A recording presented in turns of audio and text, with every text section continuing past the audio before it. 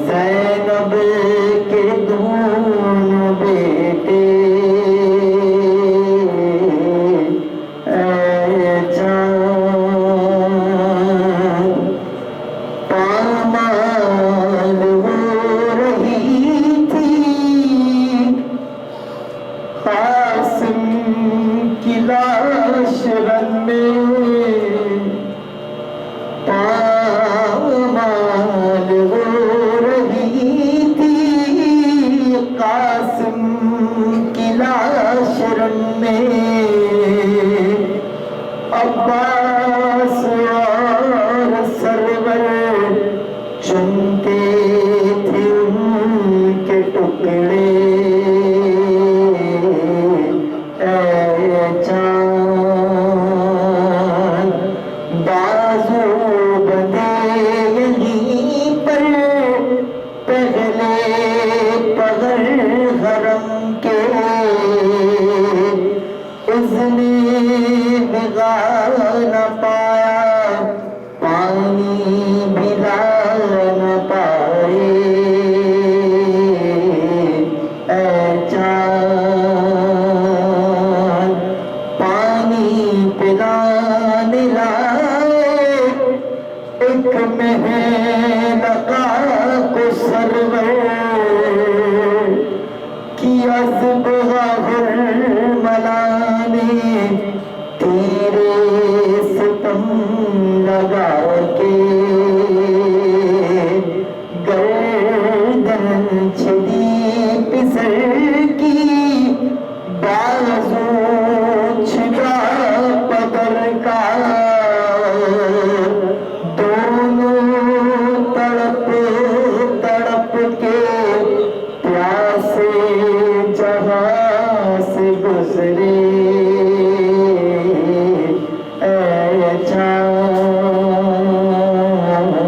کربلا کے اس بن میں ایک بچی بابا کو ڈھونڈتی تھی اس بن میں ایک بچی بابا کو ڈھونڈتی تھی بکھرے ہوئے پڑے تھے جب سربری تلاشیں پھر تو نے یہ بھی دیکھا وہ غم رسیدہ بچی سینے پسو رہی تھی بے سر پدر سے لپٹے اے جان کربلا کے شہزادہ جناحی مالک ہے کربلا کا کس کی مجال آئے جب تک نہ ہو بلائے پہنچے ہیں کربلا میں جو لوگ سبت جعفر اے کاش پھر مقدر ان کو یہ دن دکھائے اے جان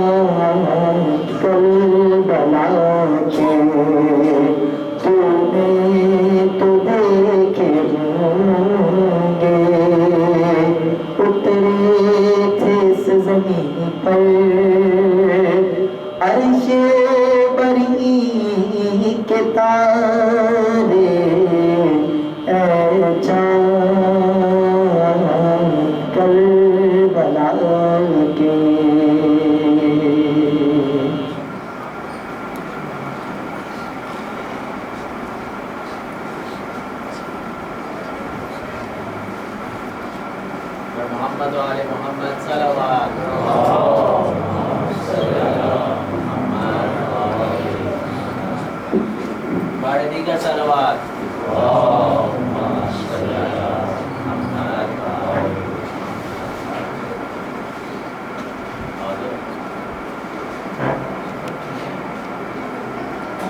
آپ حضرت آگے تشریف لیں سر.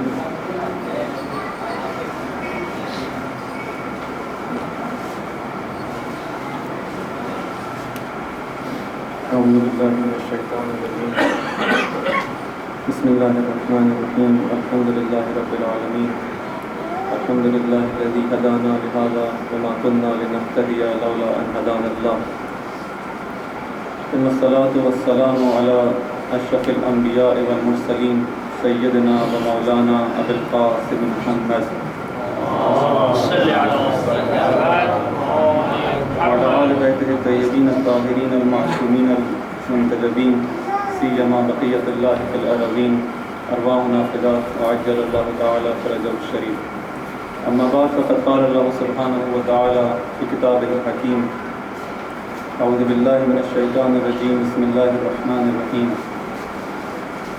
انزل من السماء ماء فصالت أودية بقدرها فاحتمل السيل زبدا رابيا ومما يوقدون عليه في النار ابتغاء حلية ومتاع زبد مثله كذلك يضرب الله الحق والباطل فأما الزبد فيذهب جفاء وأما ما ينفع الناس فيمكث في الأرض كذلك يضرب الله الأمثال. درود بھیجو محمد وعلیہ.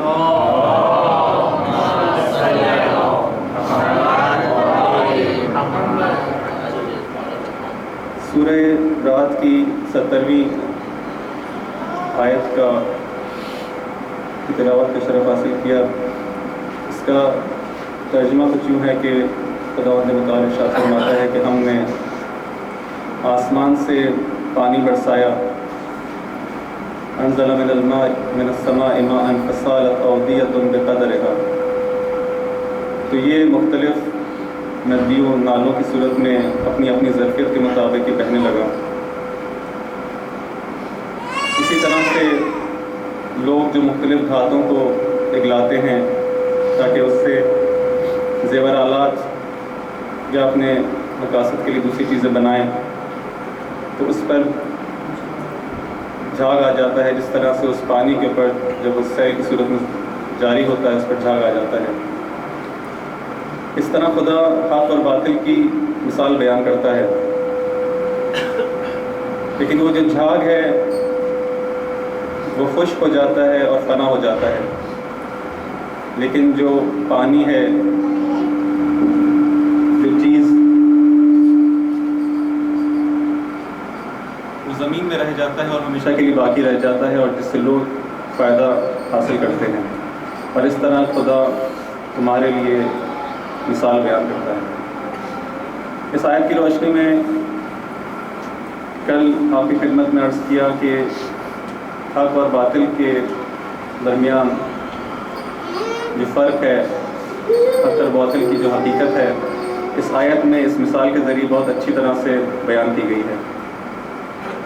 ان تمام باتوں کا تکرار کرنا مقصود نہیں ہے. ایک خلاصتاً افراد کے لیے جو جدیداً تشریف لائے ہیں تاکہ میں اپنے موضوع میں وارد ہو سکوں.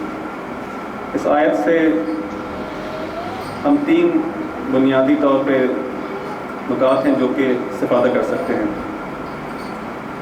ایک تو یہ کہ فرمایا کہ جب پانی نازل ہوتا ہے اور اس سیلاب کی صورت میں جاری ہوتا ہے تو اس پر جھاگ آ جاتا ہے. یہ جھاگ جو ہے وہ باطل کی مثال ہے اور وہ پانی جو ہے وہ اس حق کی مثال ہے. بس اس سے ہم نے استفادہ کیا کہ جو باطل ہوتا ہے وہ ہمیشہ طفیلی ہوتا ہے حق کے. اگر حق ہے تو باطل بھی ہے، اگر حق نہ ہو تو باطل کا اپنا کوئی وجود مستقل نہیں ہوتا. اسی طرح سے جو چیز باقی رہ جاتی ہے، جو فائدہ پہنچاتی ہے، وہ حق ہے، اور جو فنا ہو جاتی ہے وہ باطل ہے. اس طرح کہا گیا کہ وہ جھاگ جو کہ باطل کی مثال ہے وہ خشک ہو کے فنا ہو جاتا ہے، اور جو چیز رہ جاتی ہے لوگوں کو نفع پہنچاتی ہے وہ حق ہے. اسی طرح سے اگر ہم اس آیت میں غور کریں تو ایک تیسرا نقطہ ہمارے سامنے آتا ہے کہ جو چیز لوگوں کے لیے جالب ہوتی ہے، ان کی توجہات کا مرکز بنتی ہے، وہ جھاگ ہوتا ہے جو اس سیلاب کے اوپر، اس پانی کے اوپر نمایاں ہوتا ہے، اور لوگ اسی کو دیکھتے ہیں اور اسی کے جوش و خروش کو دیکھ کے اس سے مرعوب ہوتے ہیں، لیکن حقیقتاً اس کی اپنی کوئی حقیقت نہیں ہوتی، اور جو کچھ وجود ہے، جو حقیقت ہے، وہ اس پانی کی ہے جو اس کے نیچے چھپا ہوا ہے۔ اسی طرح سے ہم اپنے تاریخ کے اندر اور اپنے زمانے کے اندر مختلف مثالوں کو دیکھ سکتے ہیں کہ جہاں پہ حق اور باطل سامنے آتے ہیں، حق ہمیشہ غالب ہوتا ہے، گرچہ کم بصیرت رکھنے والے افراد اس باطل سے مرعوب ہو جائیں، لیکن بالآخر سب پر آیا ہو جاتا ہے کہ وہ حق ہے جو کہ باقی ہے اور باطل کو فنا ہونا ہے۔ یہ کچھ نکات ہیں جو کہ اس آیت سے ملتے ہیں۔ اس آیت کو اس لیے آپ کی خدمت میں پیش کیا کہ امام حسین علیہ السلام کے قیام سے اس کا ایک گہرا ربط ہے۔ امام علیہ السلام کا قیام ایک واضح، ایک روشن مثال ہے حق اور باطل کی جنگ کی، اور یہ تمام نکات ہم اس قیام کے اندر دیکھ سکتے ہیں کہ اگر یزیدی قوتیں امام علیہ السلام کے مقابلے میں آئیں تو ان کے پاس جو جواز تھا امام سے لڑنے کا، وہی تعلیمات دینی تھی کہ جن کا نمائندہ یہ حسین علیہ السلام کی ذات تھی۔ انہی مطالب کو لوگوں کے سامنے پیش کیا گیا، اور انہی مطالب سے لوگوں کو بیوقوف بنا کر، ان کو فریب دے کر امام کی خدمت میں ان کو امام سے جنگ کرنے پر اکسایا گیا۔ اگر یہ دین نہ ہوتا، یہ خلافت کا مسئلہ نہ ہوتا، خلافت رسول کا مسئلہ نہ ہوتا، تو کبھی بھی لوگوں کو اس دین کے نام سے امام کے مقابلے میں نہیں لایا جا سکتا تھا۔ بس حق تھا جس کے طفیل میں یہ باطل سامنے آیا۔ یہ وہ باطل تھا جو کہ اپنے 30,000 کے جاؤ حشم کے ساتھ، کے لشکر کے ساتھ امام کی خدمت، امام سے لڑنے آیا، جبکہ امام کے پاس فقط 72 افراد کا ایک مختصر سا لشکر تھا۔ لیکن جو لشکر آج بھی انسانیت کے نفع میں ہے، انسانیت کو ہدایت دے رہا ہے، وہ یہی مختصر لشکر ہے، اور وہ جو کہ اپنے تمام جاؤ حشم کے ساتھ تھا، جو اپنے جوش و خروش کے ساتھ تھا، اس کا آج کوئی وجود نہیں ہے۔ اسی طرح سے کامیابی جو حاصل ہوئی حسین علیہ السلام کے مقصد کو حاصل ہوئی، اور جو ناکام ہوا وہ یزیدی اور یزیدی قوتیں تھیں۔ تو یہ تمام نکات جو اس آیت سے ہم استفادہ کرتے ہیں بہت ہی واضح طور پر اس قیام میں حسینی پر منطبق ہوتے ہیں۔ اس کے بعد آپ کی خدمت میں عرض کیا کہ چونکہ عزاداری سید الشہداء بھی اسی قیام کو منعکس کرنے کا ذریعہ ہے، ہم اگر اس قیام کو اس 61 ہجری کے واقعے کے بعد سے الی یوم القیامہ ادامہ دینا چاہتے ہیں، اس کا پیغام ہمیشہ آنے والی انسانیت تک دینا چاہتے ہیں، تو اس کے لیے ہمارے لیے ایک انتہائی اچھا، ایک خوبصورت ایک بندوبست کیا گیا، ایک حکیمانہ ایک اقدام کیا گیا کہ اس پیغام کو اس عزاداری کے ذریعے آئندہ آنے والی نسلوں کو اس طرح سے پہنچایا جائے۔ لیکن یہ پیغام جو حقیقی پیغام ہے امام علیہ السلام کے قیام کا، اس وقت پہنچ سکتا ہے لوگوں تک اور اس سے ہدایت حاصل کی جا سکتی ہے کہ جب اس میں وہ تمام خصوصیات موجود ہوں کہ جو اس قیام حسینی کے اندر تھیں۔ اگر یہ عزاداری اسی طرح سے آج بھی باطل کی قوتوں کو بے نقاب کر سکی تو در حقیقت یہ قیام حسینی کا ایک ادامہ اور اس کی کنٹینیوشن ہوگی۔ لیکن اگر یہ عزاداری تو برقرار رہے اور اس عزاداری میں شرکت کرنے والے افراد بصیرت حاصل نہ کر پائیں، اپنے وقت کے یزید کو نہ پہچان سکیں، تو اس کا مطلب ہے کہ ہمیں دوبارہ سوچنا ہوگا، ایک نظر ثانی کرنی ہوگی کہ کہاں پہ ہم کچھ غلطی کر رہے ہیں کہ امام علیہ السلام کا جو قیام ہے اپنی پوری آفتاب کے ساتھ، اپنی پوری روشنائی کے ساتھ لوگوں تک نہیں منتقل ہو پا رہا۔ اسی طرح سے اس قیام کا ایک واضح نتیجہ امام علیہ السلام کی کامیابی اور ان کی فتح ہے۔ یہ بات بھی ہماری عزاداری کو اچھی طرح منتقل کرنی ہوگی کہ ہمیشہ حق غالب ہے اور ہمیشہ اس کی فتح حاصل ہوتی ہے۔ تاکہ لوگ یہ نہ سمجھیں جو ظاہری باطل کی قوتیں ہیں اس کو دیکھ کے مرعوب نہ ہو جائیں، ہمیشہ ان کے اندر ایک حرکت، ایک جذبہ اس بات کا ہو کہ ہمیشہ ان کو باطل کے مقابلے میں آنا ہے، چاہے ان کی تعداد کم ہی کیوں نہ ہو، اس یقین کے ساتھ کہ ہمیشہ غلبہ انہی کا ہوگا اگر وہ حق پر ہیں۔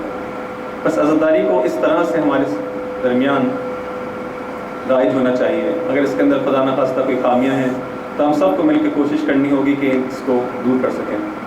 شہید مرتضیٰ مطہری اپنی کتاب حماسہ حسینی کے اندر ایک بہت خوبصورت نقطہ بیان فرماتے ہیں، اور ضمن عرض کرتا چلوں کہ انشاءاللہ آپ ان سے واقف ہیں، ان کی شخصیت سے، لیکن اگر کوئی واقف نہیں ہے تو جو واقف ہیں بھی، لیکن اگر ان کی کتابوں کے مطالعے کا اب تک کسی کو توفیق حاصل نہیں تو حتماً ان کی کتابوں کا مطالعہ کیا جائے۔ ایک جامع شخصیت ہیں کہ اسلام ناب محمدی کے جو صحیح اسلام ہے اس کی صحیح پہچان کروانے میں بہت بڑا کردار ادا کر سکتے ہیں۔ انشاءاللہ ان کی کتابوں کا مطالعہ فرمائیں۔ اپنی کتاب حماسہ حسینی کے اندر فرماتے ہیں کہ کربلا کے اندر صرف ایک قوت نہیں ہے، کربلا کا صرف ایک چہرہ نہیں ہے، کربلا کے اندر صرف ایک صفحہ نہیں ہے، بلکہ کربلا کے اندر دو صفحے ہیں، ایک تاریک صفحہ ہے، ایک اس کا روشن صفحہ ہے۔ ایک جگہ ظلمت نظر آتی ہے تو ایک جگہ نور ہمیں نظر آتا ہے، روشنائی نظر آتی ہے۔ لیکن تاریخ کے اندر کوشش کی گئی یا عمدن تھی یا سہون تھی کہ اس عظیم واقعے کا، اس عظیم قیام کا، اس تاریخ کا فقط ایک پہلو ہمارے سامنے پیش کیا جائے، اور وہ اس کا تاریخ پہلو ہے۔ اس کے اندر جو ظلم ہوا، جو بربریت ہوئی، اس کو ہمارے سامنے پیش کیا جائے تاکہ ہم اس پہ گریہ کریں اور بات یہیں پر ختم ہو جائے۔ دیکھیں، اگر ہم اس کربلا کی تاریخ کا مطالعہ کریں، اس تاریخ چیپٹر کا مطالعہ کریں، تو کون سی وہ ذات ہے کہ جس نے اس ظلم کو انجام دیا؟ وہ یزید کی ذات ہے، عبید اللہ ابن زیاد کی ذات ہے، عمر سعد کی ذات ہے، اور اس تمام لشکر کی یہ خصوصیت ہے کہ انہوں نے اس کام کو انجام دیا۔ بس وہ ظلم کرنے میں کامیاب رہے، پھر ظلم تو انہوں نے کیا ہے، بربریت تو انہوں نے انجام دی ہے۔ اگر ہم فقط اس تاریخ پہلو کو بیان کریں کہ وہاں کے ساتھ یہ ظلم ہو گیا، وہاں پہ لاشوں کو پامال کیا گیا، وہاں پہ ایک 6 مہینے کے بچے کو شہید کیا گیا، وہاں پہ بچوں کو ان کی ماؤں سے جدا کیا گیا، وہاں پہ یہ ساری رویداد بیان کی جائے، اس پیاس کی رویداد بیان کی جائے، یہ سب کچھ تو ہو، تو اس کا جو ہیرو ہمارے سامنے آئے گا وہ کون سی ذات ہے؟ وہ یزید کی ذات ہے، بلکہ اس نے یہ تمام کام انجام دیے ہیں۔ تو اس داستان کا ہیرو یزید بن کے سامنے آئے گا۔ لیکن اگر ہم کربلا کے اس دوسرے رخ پہ توجہ دیں کہ جہاں پہ عبادت ہے، جہاں پر شجاعت ہے، جہاں پر ہدایت ہے، جہاں پہ صبر ہے، جہاں پر استقامت ہے، یہ تمام وہ چیزیں ہیں کہ جو حسین اور ان کے اصحاب اور ان کے خاندان والوں نے انجام دی ہیں۔ تو اس چیپٹر کا جو ہیرو ہے وہ حسین اور ان کے اصحاب بن کے سامنے آئیں گے۔ اگر ہم فقط اس تاریخ پہلو پر توجہ دیں تو کبھی وہ ہدایت، کبھی وہ استقامت، کبھی وہ صبر، وہ شجاعت جو حسین علیہ السلام اپنے قیام سے ہم تک منتقل کرنا چاہتے ہیں کہ دیکھو یہ ایک نمونہ ہے، یہ عملی پیغام ہے جو میں دینا چاہتا ہوں کہ باطل اپنی تمام تر قوتوں کے ساتھ بھی اگر سامنے آ جائے تو تم اگر حق پر ہو تو خدا کی نصرت تمہارے ساتھ شامل حال ہے، تو اس سے گھبرانا نہیں چاہیے۔ اور یہ اس کا واضح ایک عملی نمونہ انہوں نے ہمارے سامنے پیش کیا۔ تو جہاں پر وہ تاریخ پہلو، غرض نہیں ہے کہنے کی کہ اس تاریخ پہلو کو بیان نہ کیا جائے اور ہم روئیں نہ، خدا نہ خواستہ یہ کہنے کا مقصد نہیں ہے، لیکن دونوں پہلوؤں کو ساتھ ساتھ بیان کیا جائے کہ جہاں پہ وہ ظلم و بربریت ہے تو وہیں یہ نورانیت بھی ہے۔ اسی کربلا کے اندر وہ نورانیت کہیں گنا زیادہ اس ظلم کے اوپر حاوی ہے۔ اسی لیے یہ قیام حسینی اپنی تمام ہدایت، اپنی تمام نورانیت کے ساتھ آج باقی ہے۔ بس ہمیں اس واقعے کے تمام جوانب کا اچھی طرح جائزہ لے کے اور پھر اس تاریخ کو بیان کرنا ہوگا۔ اس سلسلے میں جو ایک ہمارے پاس مختلف ذرائع ہیں کہ ہم عزاداری کو کس انداز میں مناتے ہیں، مجالس کا سلسلہ ہے، زیارات کا سلسلہ ہے، مختلف طریقے ہیں کہ نوحے اور مرثیے ہیں، ان تمام کو اسی پیغام کو، اسی قیام کے اس ہدف کو انسانوں تک منتقل کرنا ہے۔ ایک جو اہم ترین عنصر ہے اس عزاداری کے اندر، جس پہ بہت زیادہ تاکید کی گئی ائمہ علیہ السلام کی جانب سے، وہ زیارت کا پہلو ہے۔ مختلف